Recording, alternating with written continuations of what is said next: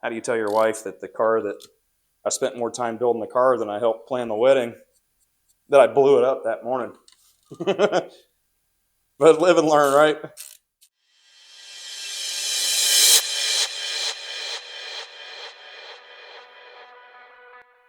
Now, I've mentioned this engine a few times in some of the past videos that we've done on this truck, but just as a refresher, what do we have here? This is a 2001 5.3 liter out of a Chevy truck.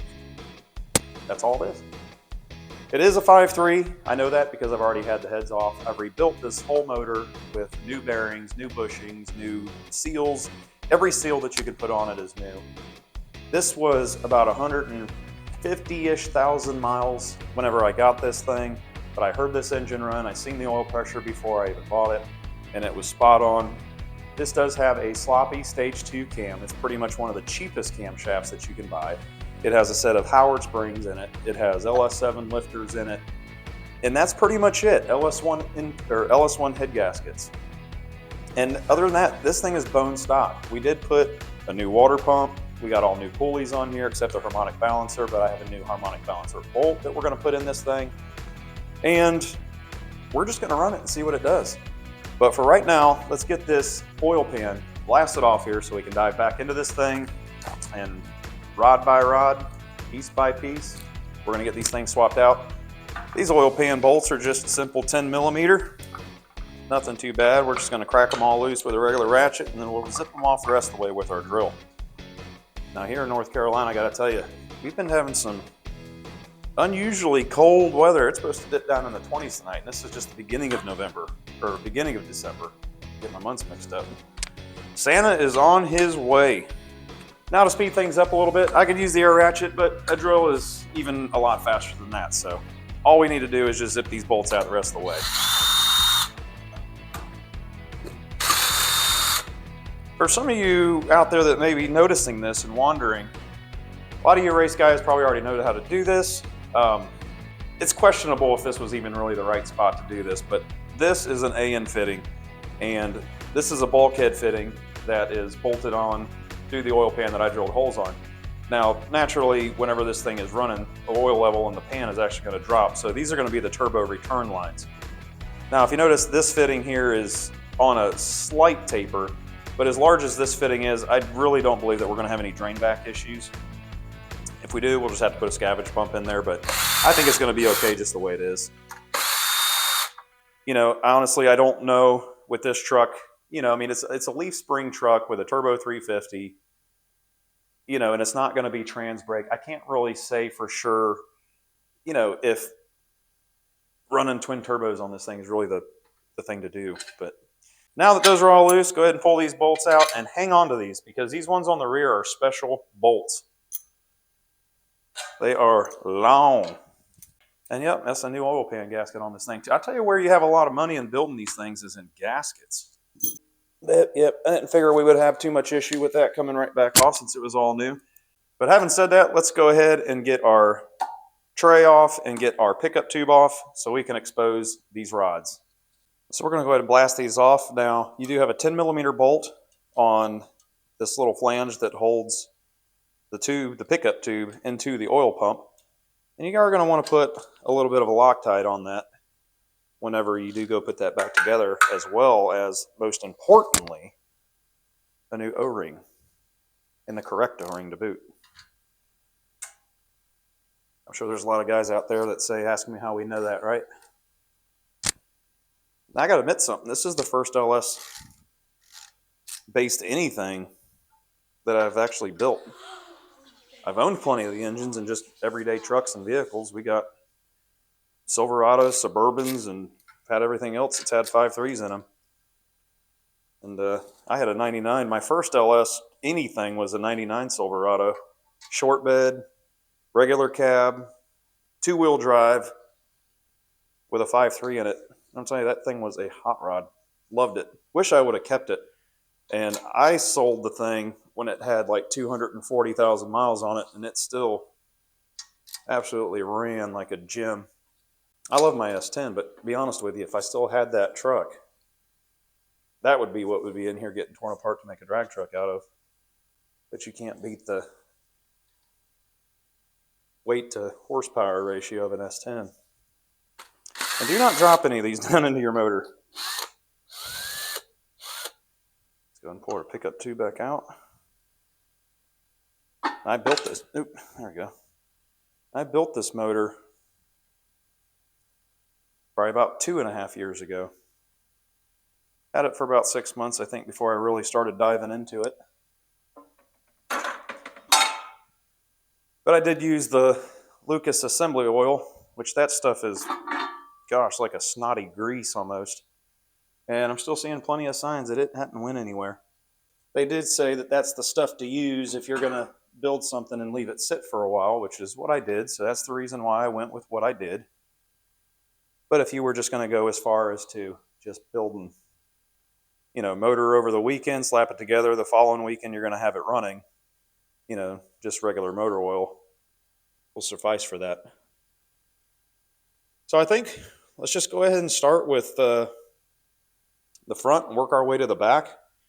And we'll crack these rod caps loose here. We're just going to bang these out one at a time.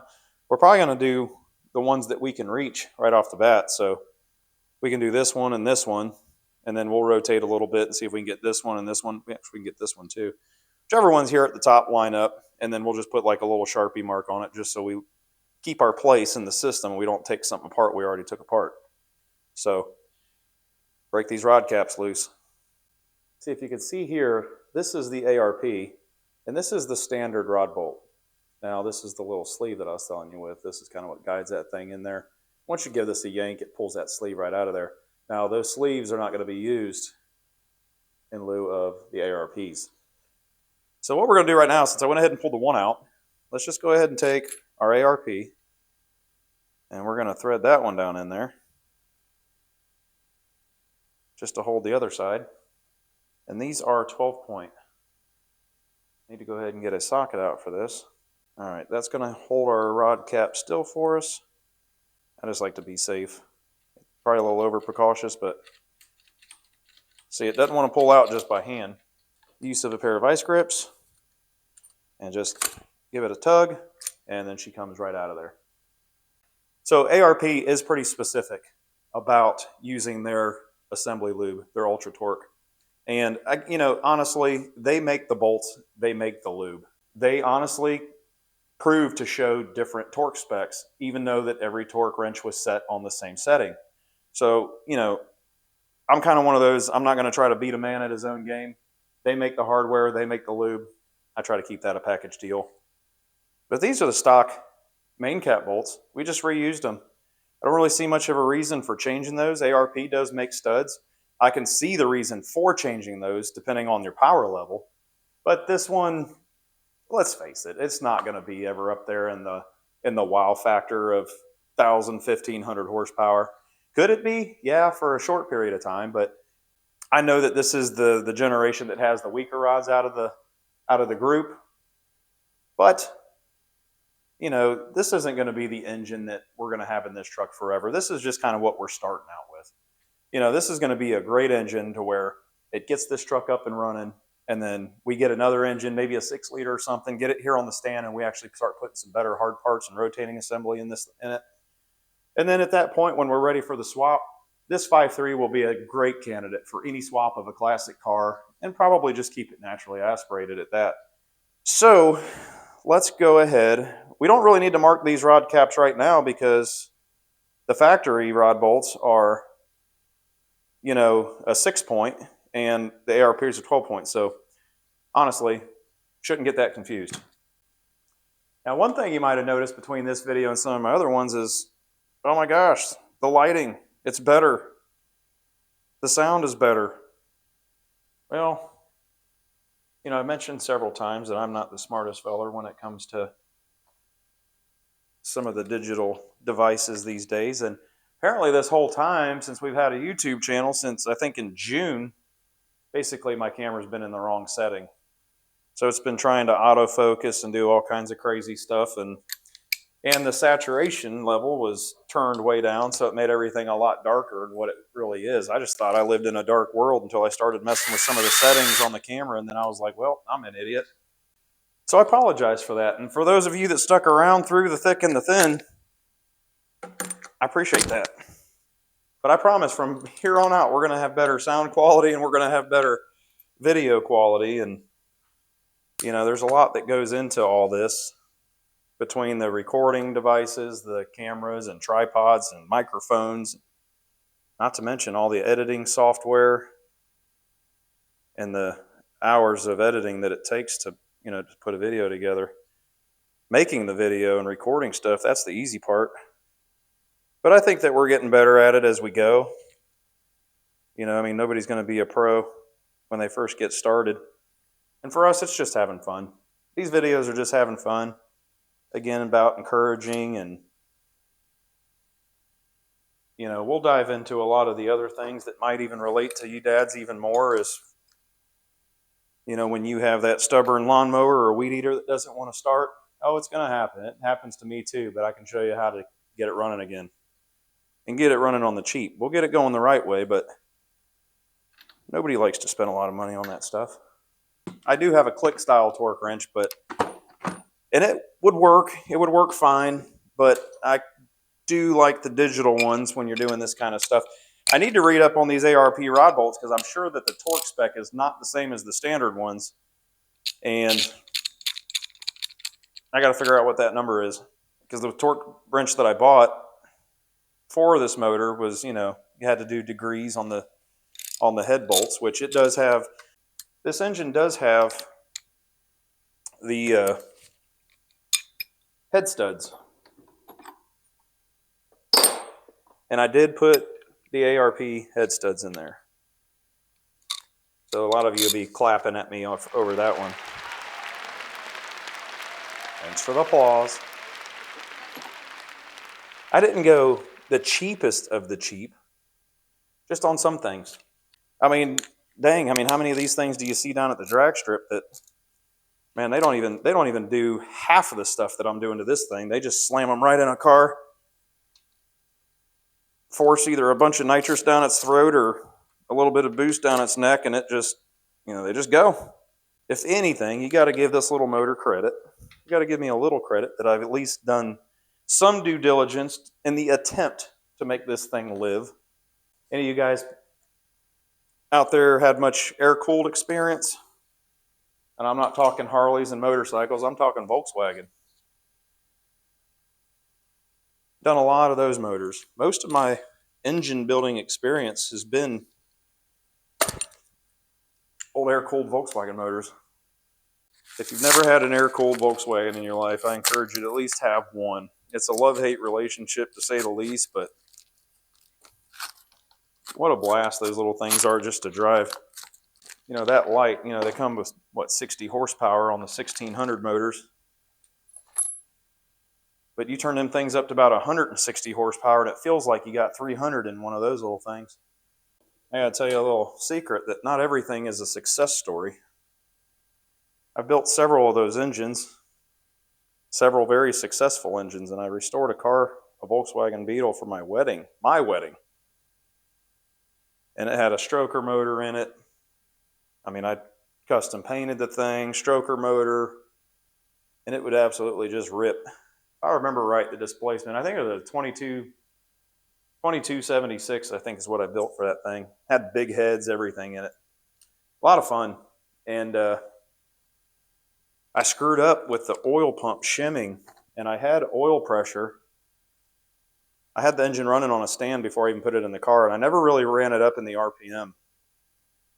And, you know, it was kind of just more or less so a break-in period before I just went ahead and stuck it in the car. So I didn't goose it and run it up high in the RPM or do any of that because, you know, well, for one, I was under the gun to get the car done for my wedding. And so I just kind of went through the break-in period up 2,000, 3,000 RPM, and I had an oil pressure gauge hooked to it, and everything was fine. What I didn't know was that above 3,000 RPM, my oil pump wouldn't build any higher than what it was doing. It was actually falling off the higher in RPM that it would get. It was very strange, but to make a long story short, or a short story long, either way you want to look at it, my wedding morning, like getting married this day, I take the car And I went to AutoZone because I was just going to buy, I scratched the trunk lid, a little spot. I just went to go get a little tube of touch-up paint. That's all I was after.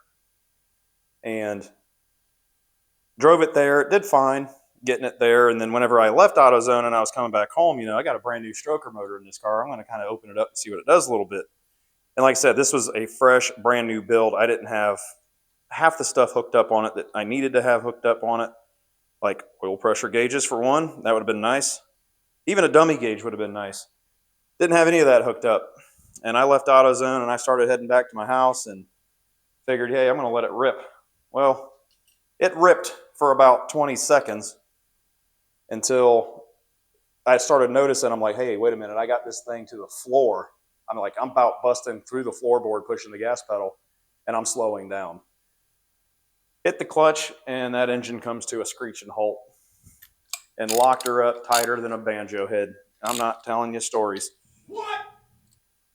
So you're in a, well, what do I do now moment, because I just spent the last 9 months restoring a car and spent thousands of dollars on this thing for my wedding. My wife doesn't even know what I just did. And yeah, complete letdown. So sometimes even when you're good, you still make mistakes. And I learned a valuable lesson from that one. That's why I will check clearances and double check and recheck, and just to make sure. I actually, when I built this motor, I have one of those sheets you can print off where you can record all your measurements, your crush measurements and bearing clearances and all that. And I have it somewhere. It's probably in the cab of that truck.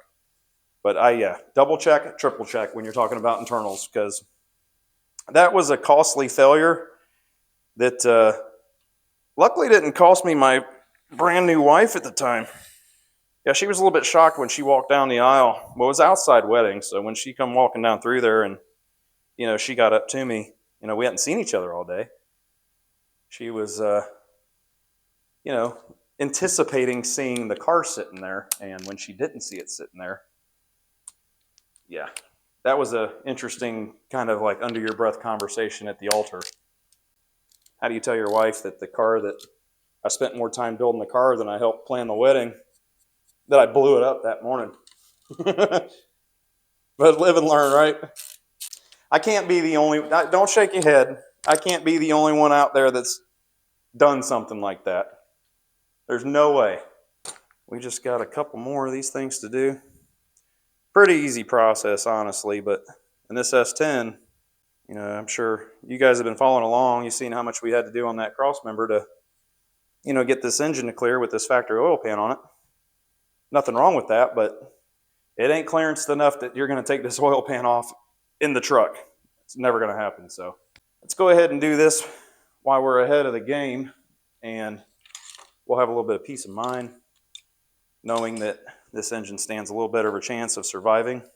Now, if you are experienced engine builders and you know a lot about these, these 5.3s, I know that the Gen 3s have, stronger rods and stuff. I'm still learning what's good and what's not good and all that, but my dyno tuner over here, great guy, really great guy. He's been doing it for years. He builds these motors and sells them too, and so he's got a lot of success.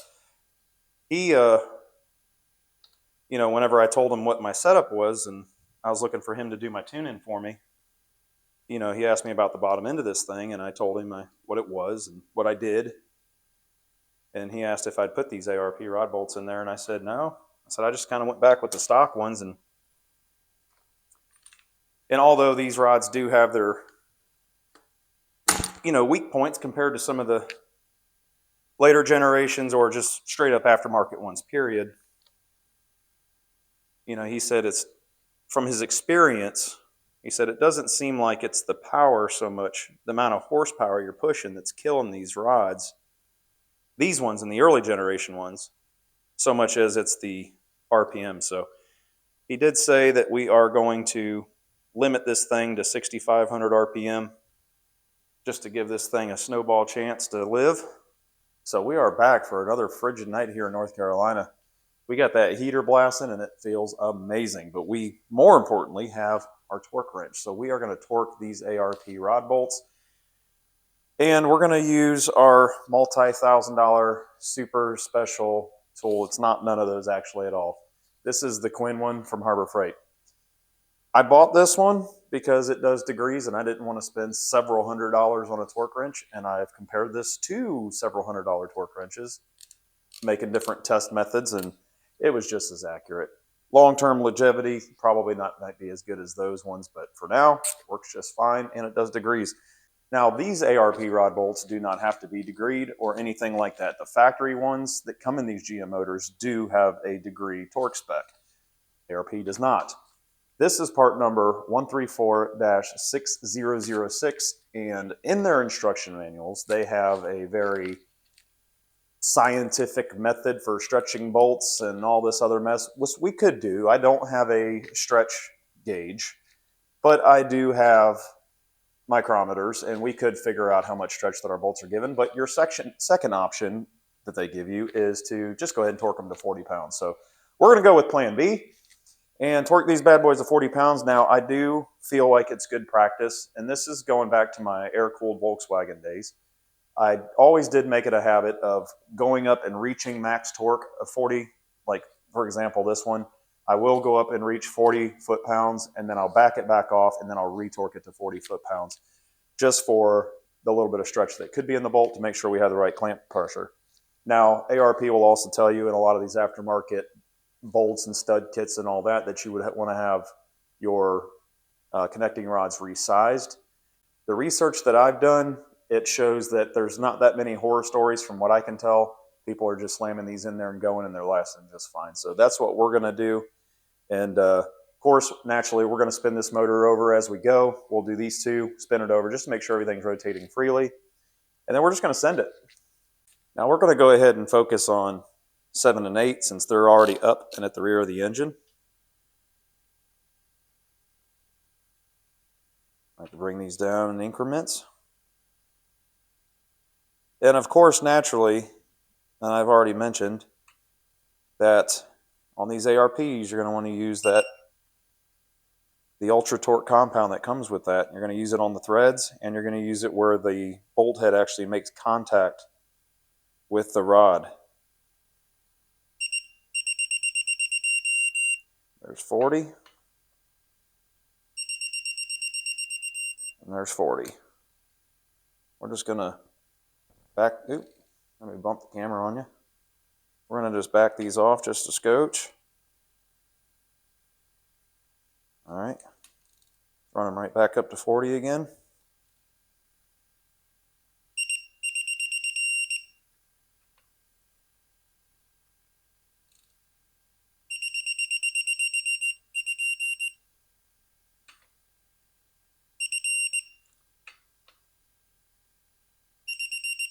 All right, so we hit 40 there, and it don't think anything special. Let's just give it a little bit of spin. All right, so she's moving pretty good.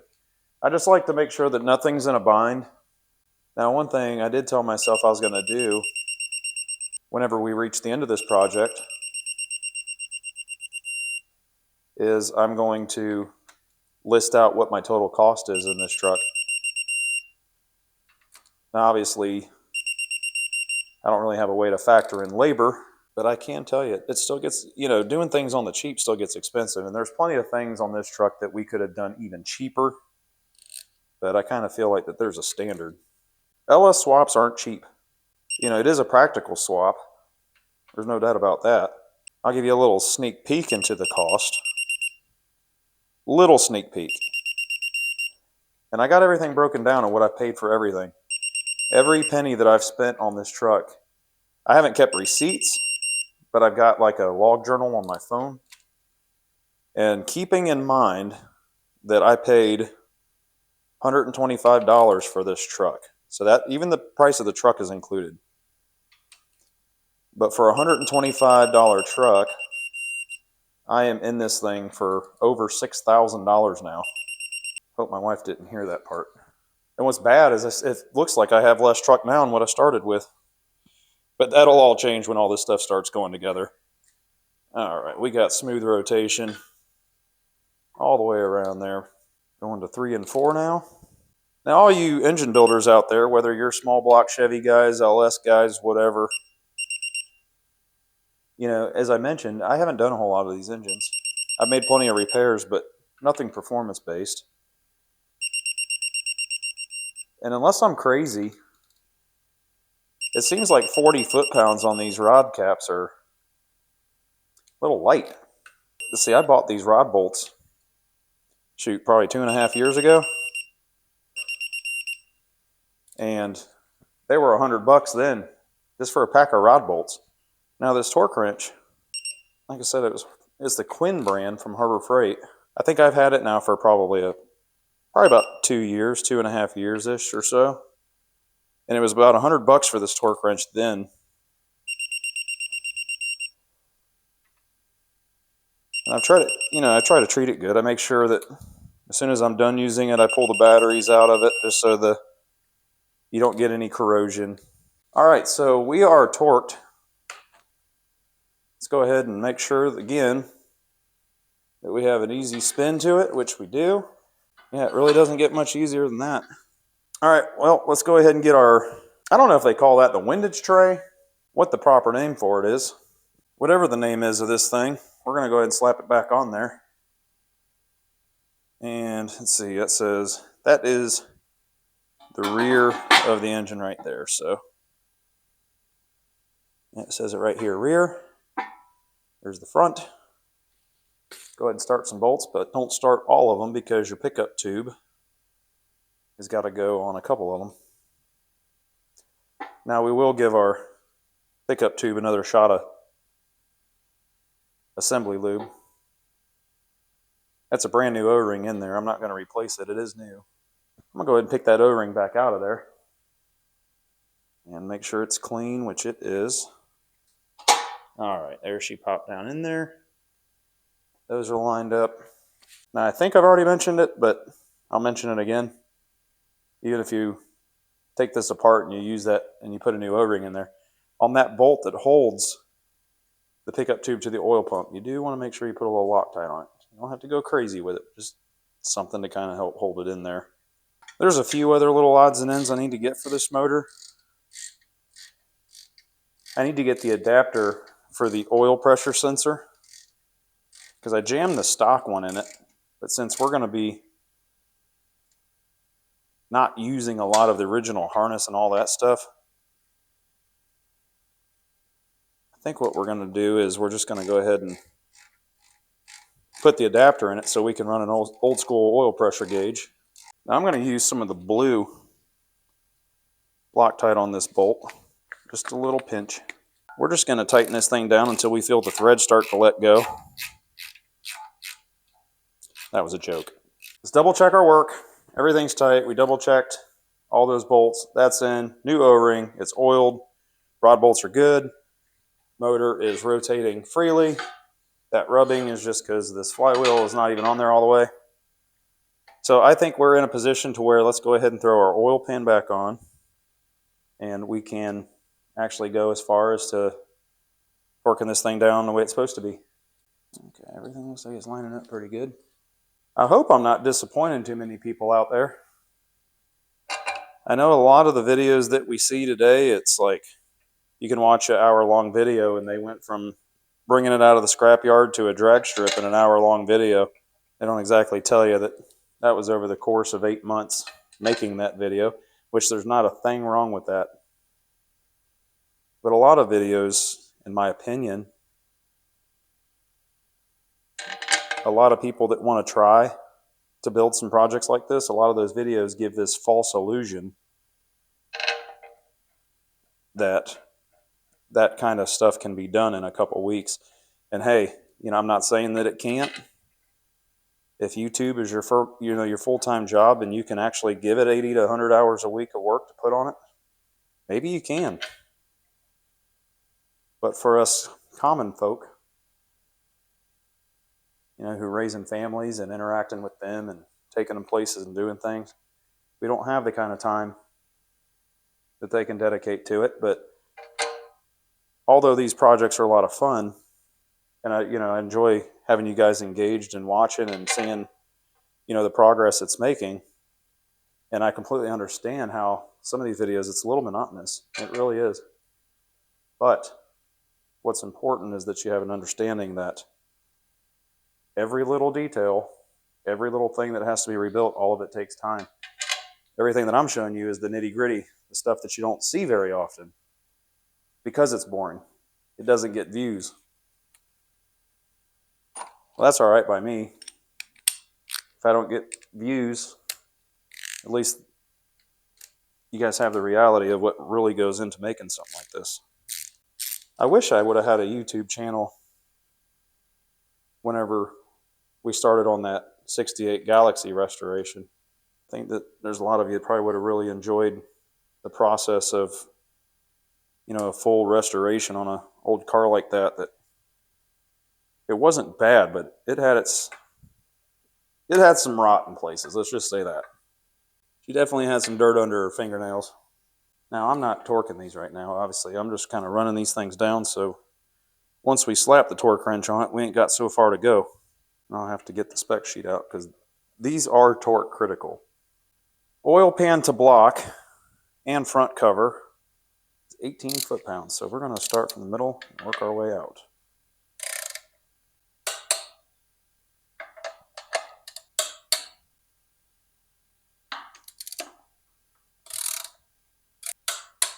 We're going to go basically about 9 foot-pounds on those rear.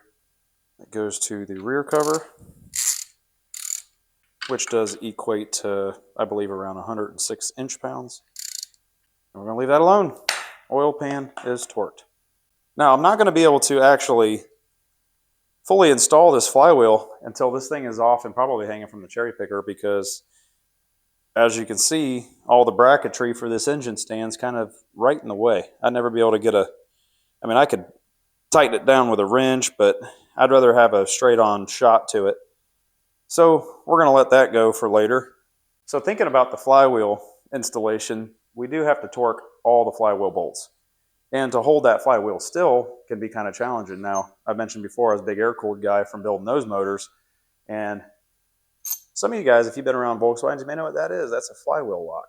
Now, the teeth on this flywheel lock fits the teeth on that flywheel just fine. However, it's a little bit off. I could use one of those bolts, but see, it's not enough to grip the flywheel. So we may actually try to modify this thing a little. You know what? Look right there. You could install it and put the bolt on top of it. Listen, is that really a bad idea? Once that deadhead's against that bolt,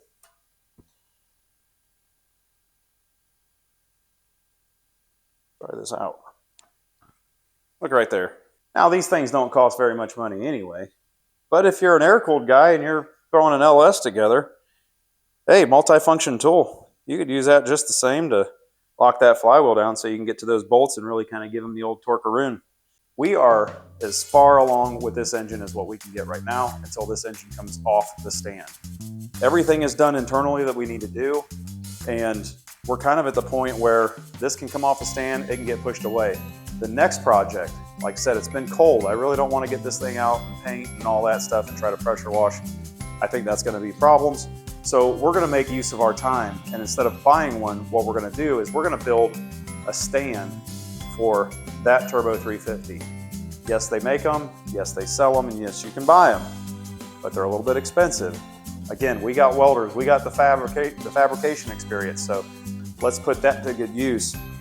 We're going to build a mount for that to slide into this engine stand. That way it is at waist height working on it, and it just really aids in the efficiency of building that. But we're going to go ahead and get some parts coming for this thing and get this on a stand and tear into that. And it's just a stock Turbo 350. There's nothing fancy with it. We're just going to do the poor man shift kit in it with good internals, well, actually with the stock internals, and we're going to put good friction discs in it. And said we're not even going to trans brake this thing. We do have a Freak Show 3500 stall converter that's going to join these two together to go in this thing. So I'm excited to dive into that, and we'll pick that up on the next episode.